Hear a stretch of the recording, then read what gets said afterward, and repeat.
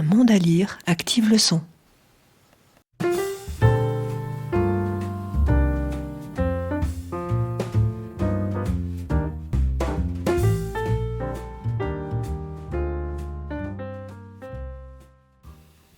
Pour le 6e épisode du podcast Un monde à lire active le son, nous suivrons les pistes secrètes menant à un vieux pensionnat américain construit au temps où les autorités voulaient détruire la culture indienne et assimiler les plus jeunes par la force et la violence pure. Le loup au crépuscule, écrit par Kent Nerburn, traduit en français par Charles Pommel et paru aux éditions du Sonneur en octobre 2024. À noter que La fille qui chantait à l'oreille des bisons, qui clôturera la trilogie commencée avec le magnifique Ni loup, ni chien, est à paraître le 16 octobre 2025.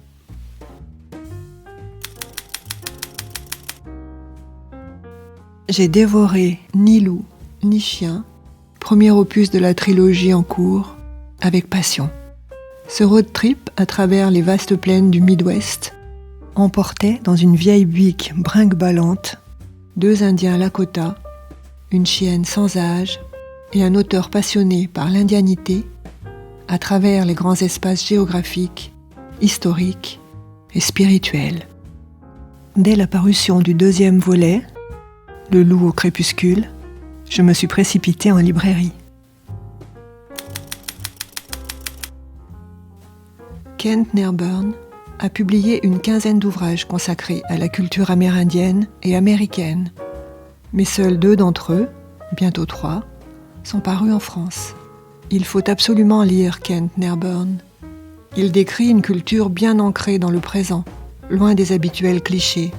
Dans les réserves, les natifs roulent en vieilles guimbardes rafistolées, honorent les esprits lors de cérémonies rituelles et cherchent leur place dans une société américaine qui s'est établie et a prospéré sur les terres volées à leurs ancêtres, assassinés ou désindianisés dans de terribles pensionnats.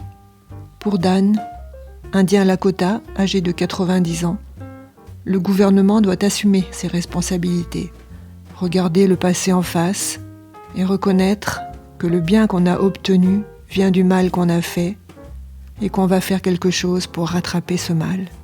Dans ce nouveau récit paru aux États-Unis en 2019, l'auteur pose la question de la responsabilité et de la spoliation.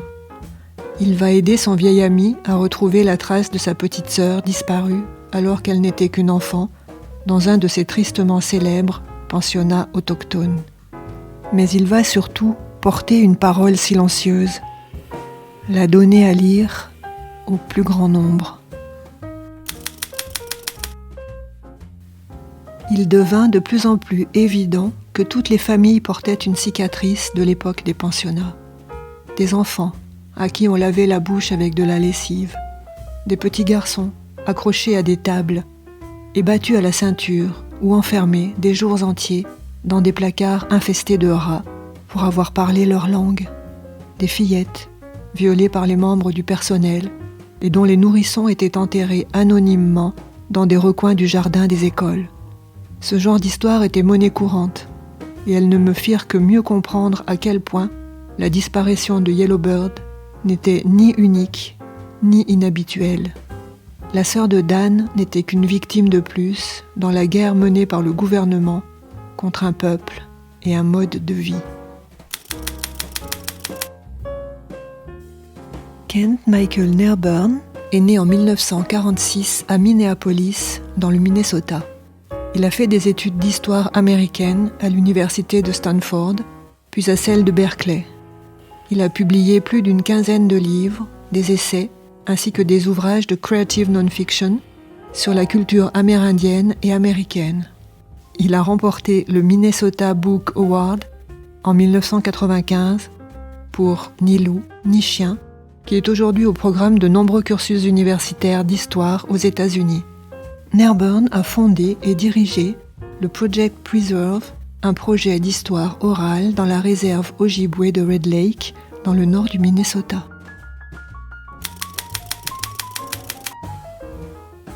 Mon intérêt pour les questions autochtones est en partie dû aux circonstances. Je vis entre 3 réserves, dans les forêts du nord du Minnesota, là où l'empreinte blanche est peu profonde.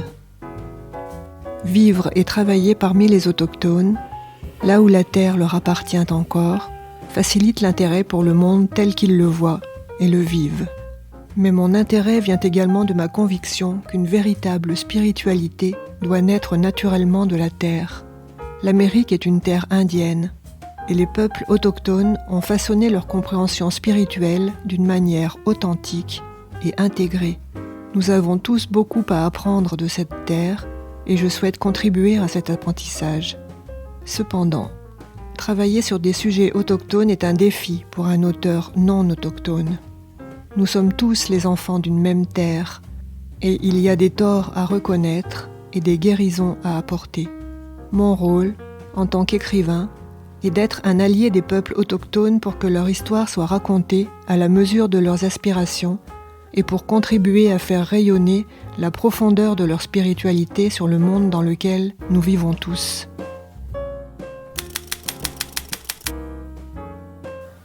Le magazine Rolling Stone souligne qu'au terme de cette douloureuse quête, Kent Nerburn va exhumer le destin de dizaines de milliers d'enfants indiens assimilés de force au prix d'atroces sévices.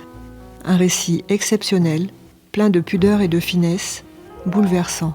Pour Libération, Kent Nerburn signe une passionnante traversée à travers les plaines du Dakota du Nord et l'histoire tragique des pensionnats d'enfants autochtones récupérés par les Blancs et victimes de leurs sévices. Un grand merci pour votre écoute d'Un monde à lire, Active le son. La suite vous intéresse ? Rendez-vous le 15 novembre pour un nouvel épisode du podcast. Nous parlerons du roman Le Duc, écrit par l'auteur italien Matteo Melchiorre, traduit par Anne Echnoz et Serge Quadropani, et paru aux éditions Métayer en avril 2025.